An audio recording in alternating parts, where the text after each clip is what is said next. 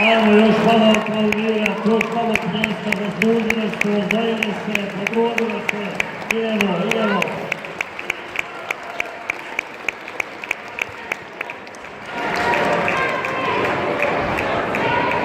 Cure, lijepe i snaši, hvala vam najljepša, živi zdravi bile. Još jednom poziv svima vama koji želite curama i snašama u Šveljiginu trenirat, u boru se vježbat, svoju kulturu njegovat, promicat, prenosite dalje na svoju dječicu, slobodno nam se pridružite, a vama sam srca zahvaljujem. Ali drugi zgode, hvala lijepa Kiki, Širni, Mariji, svima koji su logističari u našem folkloru. Vama svima dragi curi, lijepe snaši, srećan Božić i ova godina, još ćemo se vidjeti.